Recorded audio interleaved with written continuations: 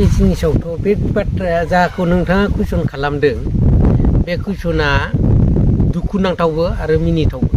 मोनसे साइडजों दुखुनांथाव मोनसे साइडजों मिनिथाव जोंनि बिटिआर बासि हिसाबै दा नोंथाङाथ' मोननै कुइसन खालामबाय आं जिखुनु जाया मोनसे कुइसनखौनो खालामसै कुइसननि फिननायखौ होनोसै राजु नार्जारि ना मा होनदोंमोन बिथाङा राजु नार्जारि बिथाङा जेन'बा गावखौ थिखिर होयोब्ला सासे दावहारु बायदि बारसोमगोन आदसा राजु नार्जारि बिथाङा आं बिथांखौ लोगो मोनाखै दै खिन्थु जिरायनानैबो रायज्लायनो मोनाखै एक्सुवेलि ससियेल मिडियायाव नुदों आं नोंथाङा दा जायखौ कुइसन खालामदों बे निउसखौ आंबो नायदों बिथाङा मोनसेल' नङा दे मोनफ्रोम बै इउपिपिएलनि प्रग्राम बिथाङा फिल्डआवहाय बे खोथाखौ बुंबाय थादों जे आंखौ जुदि पार्टिया थिखिर होयोब्ला बा पार्टिया जुदि आंखौ दैखो हरोब्ला आङो सासे बिर जोहोलाव बायदि बारसोमगोन होननानै दा बारसोमगोनाथ' खुगाजों बुंदों नंगौ थिगानो फोथायथावनामोन आंबो सानदोंमोन बे पइन्ट्सखौ मोजां मोनदोंमोन खिन्थु बुङै बुंलांनानै मा बुंहैबाय ससे समावहाय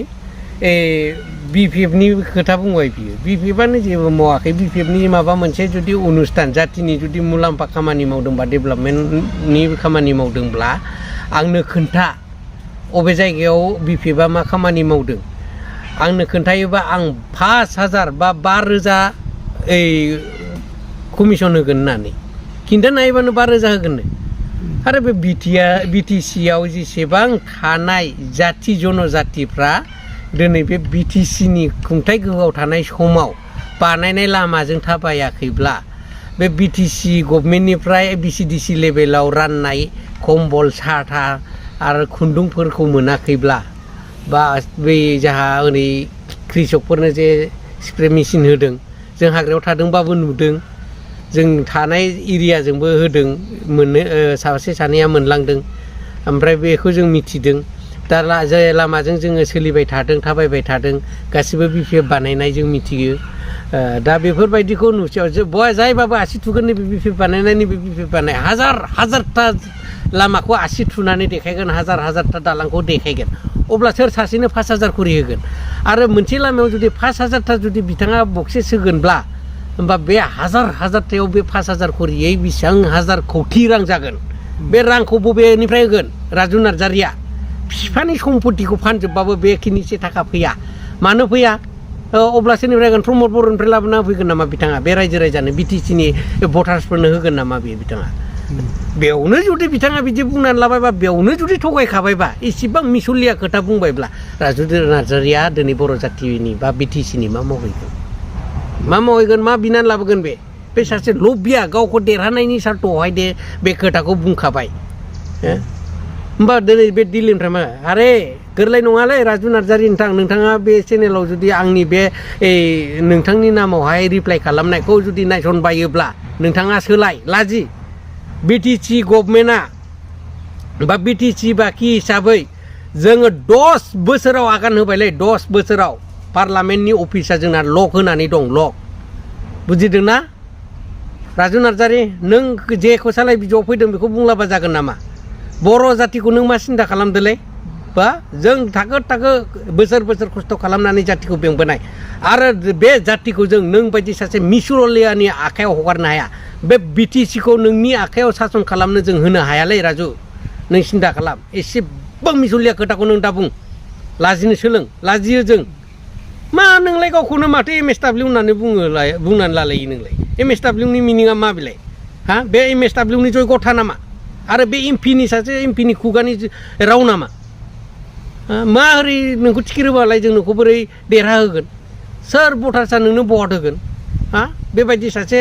लबिया रायखसि खुगानो सोर नोंनो कोटि थाखा जाहोगोन मा राव जादों बेलाय बिदि नङालै राजु गोदाव सोराव खोथाखौ बुंनो नाङा दुखु मोनो जों ओरैनो बहुद टेनसनाव दङ जाति हिसाबै एसे गिदिर अलखदाव गोलैनानै दङ 10 बोसोर थाला होजादों पार्लामेन्टआव बिटिसिया गावनि पेकेजखौ मानो लाबोनो हायाखै नोंसोर बिटिआरआ मानो लाबोनो हायाखै 1500 कौटिनो एग्रिमेन्ट मथे नोंसिनि एग्रिमेन्टआ बिटिआरखौबो एग्रिमेन्ट खालामबाय पेकेजखौबो एग्रिमेन्ट खालामबाय मा जाखो बेलाय एकर्डथ' खालामोन ना एग्रिमेन्टखौ मा खालामनांगौ एकर्ड खालायोबा साबसिन जागौमोन ना दलिलाव एग्रिमेन्ट खालामखो ना मायाव खालामखो नोंसोरलाय एग्रिमेन्ट मथे मानो मोननो आरजिया मानो दावगायनो आरजिया सोर होख्रावबावगोन दा पार्लामेन्टआव दिल्लीयाव सोर गसंगोन बिटिसिनि जानानै दिनै नबसरनियाथ' 10 बोसोर सासनाव थाबाय नबसरनिया बिटिसिनि जानानै खामानिखौ मावगोन बर'निफ्राय थांखानाय मानसिया बर'नि जाना खामानि मावना होगोन नामा पार्लामेन्टनि साबिखौ खेवनो थाखाय दा दहाय बिथाङा मोनसे कुइसन सोंदोंमोन नै जोंना रिपर्ट जगायग्राया जा खाम्फा बिथां सारनिसिम दा खाम्फा बिथां सारनि बेलायावहाय आं बुंगोन राजुनिखौ दोनथ' बेथ' मिसलिया आंथ' बुंखाबाय मिसलिया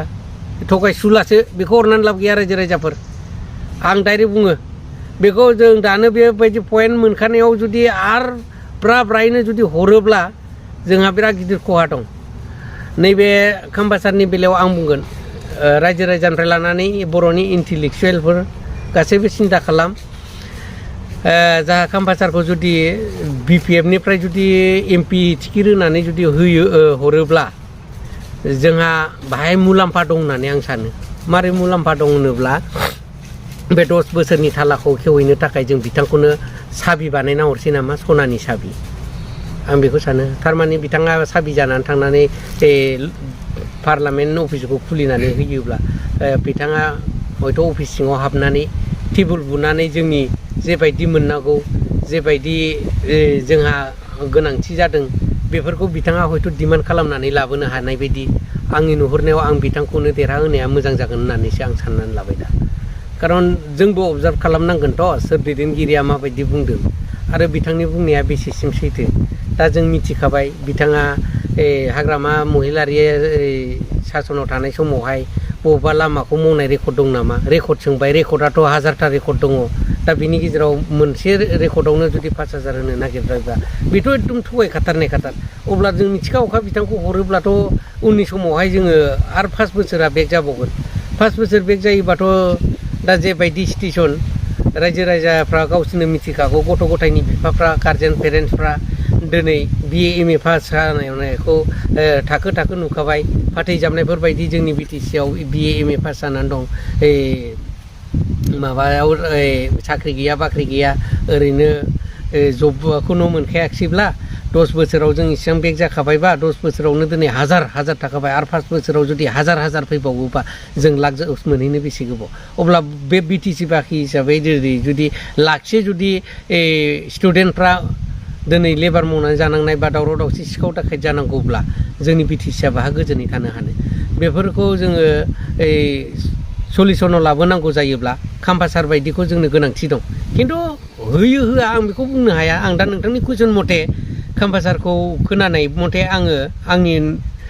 मोनदांनायाव आङो बिथांखौ हरोबा बिराद मोजां जागोन होननानै आं सानदों आरोखि मानोना बिथाङा एक्सपिरियेन्स हल्डार बिथाङा 15 बोसोरनि एक्सपिरियेन्स दं बिटिसिखौ 15 बोसोर डिपुटि चिफ हिसाबै बिथाङा सालायबोनाय हिसाबै मा नांगौ मा नाङा आरो मा मोनबोयो मा मोनबोआ पार्लामेन्टनिफ्राय बिथाङा ए टु जेड मिथिगौ होननानै आं सानो दा बिथाङा मिथिखानाय हिसाबै टाइम टु टाइम जोंनि आंखाल जानाय जिनिसखौ बिथाङा आबुं खालामनो हागोन होननानै आं सानो ओमफ्राय मोनसे खोथाया जाहैबाय बर' जाथिनि थाखाय सिंगेल जाथि हिसाबै नैबे मोनसे मुलाम्फा दं दा बिथाङा जे डिपुटि चिफनिफ्राय जुदि हरमारोबा दे बिथाङा जे डिपुटि चिफआव थाखादोंमोन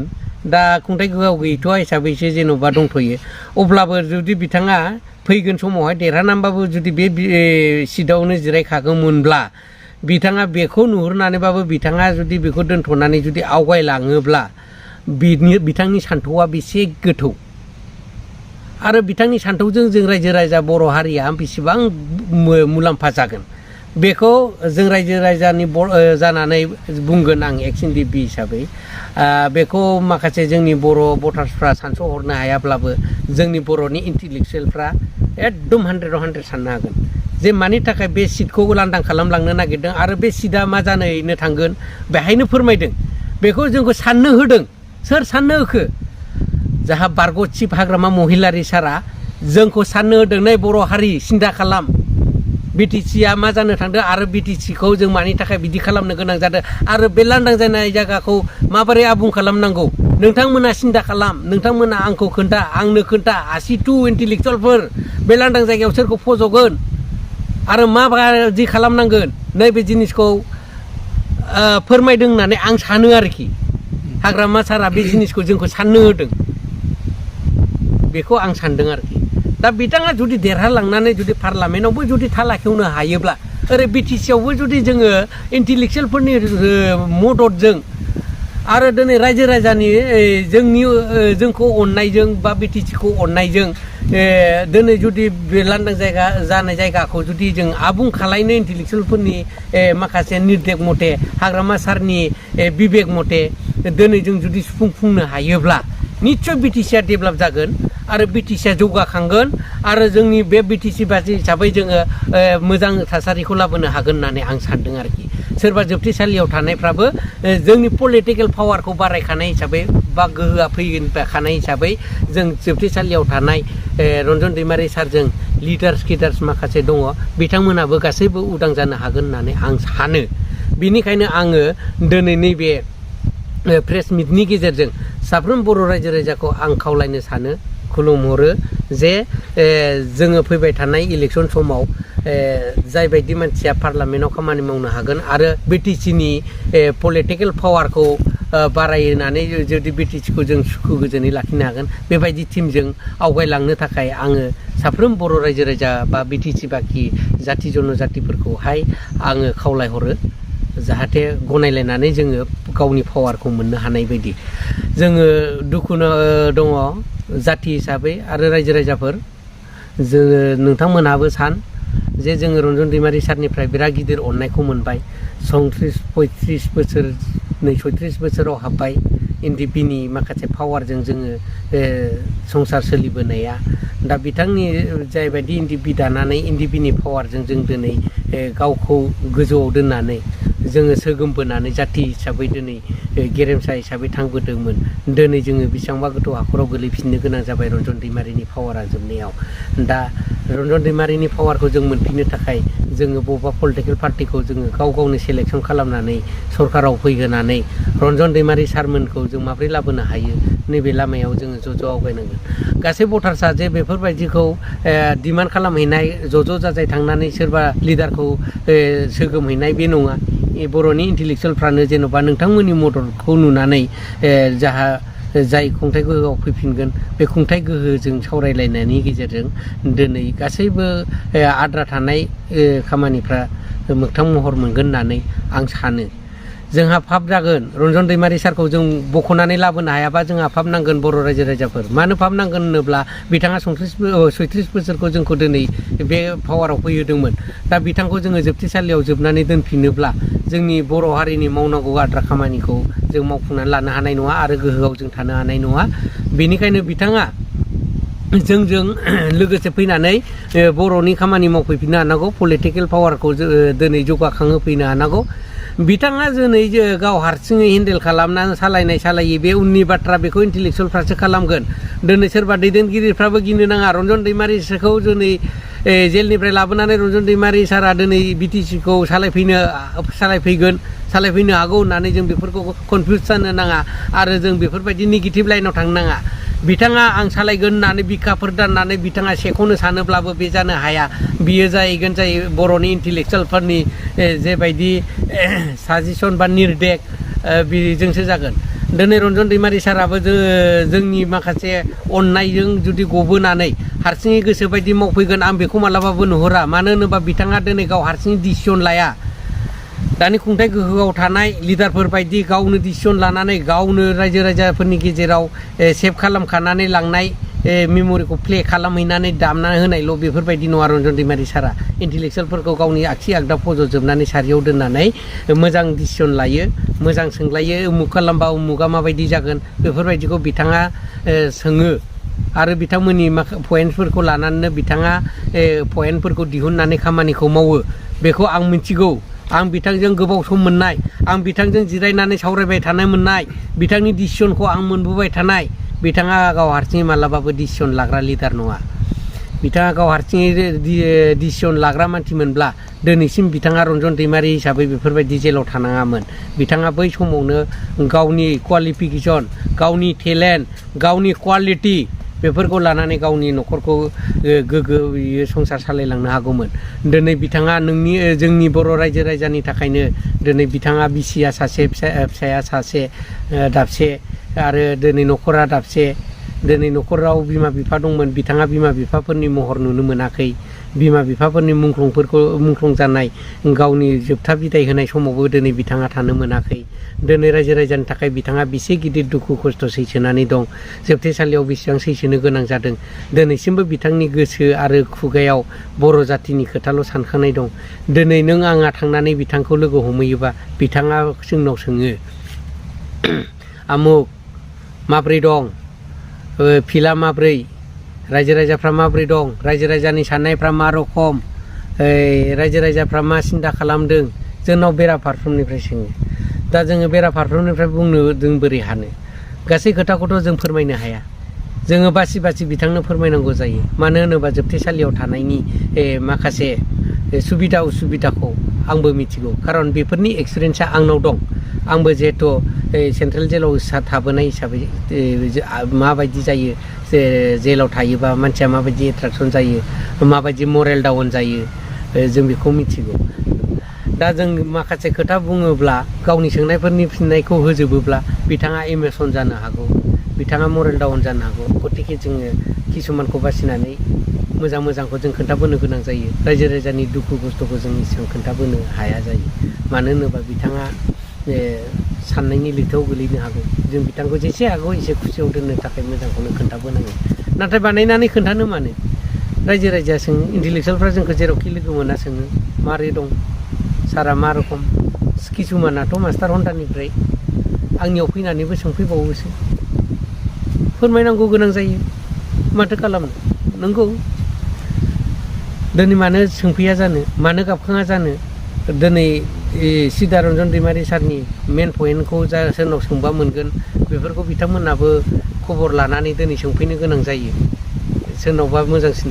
खोथाखौ मोनगोन बेखौ मिथिनो बयबो लुबैयो। खारन गोबाव बोसोर गावखौ बावसोमबोबाय, जोंनि नामाव जाथिनि नामावनो दिनैसिमबो भुगिनांबाय। बेखायनो मोननो लुबैयो खबरखौ, मोजां सारनि खबरखौ। दा बे प्रेस मिटनि गेजेरजोंनो आं रायजो राजानो बेखौनो फोरमायनो सानो, रन्जन दैमारि सारा दुखुआव दङब्लाबो देहा सोलेर हिसाबै बिराद मोजाङै दं। बिथाङा सिगां समाव जेबायदि भुगिनांदोंमोन देहाजों, खिन्थु बेबायदि देहा भुगिनांनायनिफ्राय एसे रैखा मोनबाय। दा बिथांनि देहाखौ बुंनो थाङोब्ला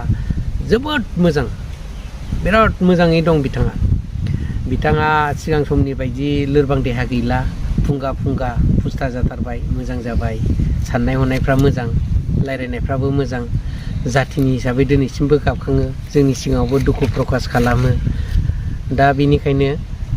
बिथांमोनखौ बख'नायाव गभमेन्टनि आखाइ नांगौ हिसाबै दा आङो नैबेखौनो सानो, आङो पलिटिकेल पार्टिखौ आं सेलेक्ट खालामबाय। बे खम सम दिननि गेजेरावनो आङो बबेबा मोनसे पार्टिजों जयेन जागोन आङो डिसाइड खालामबाय। नामखौ आं बुंथ'ला, जिहेथु जयेनानो खाथि खाथारसैब्ला बे खयेक दिननि गेजेरावनो आंनो जयेन जाखासिगोन। बे जयेन जाबानो पार्टिनि नामखौबो नोंथांमोना मिथिखागोन बलेथे आङो पार्टिखौ बुंथ'ला। रायज्लायनाया जाजोबखाबाय, जास्ट आङो जयेनल'सो जानांसिगौ, स्टाब्लिस जानांगौ। बास बेनो स्टाब्लिस जायोबानो आंबो रायजो राजाजों दिनै सोरबायदिखौ लोगो हमनांगौ, सोरबायदिखौ लोगो हमनाङा, आङो सिगां लोगो हमग्रोगोन, साजेसन लागोन।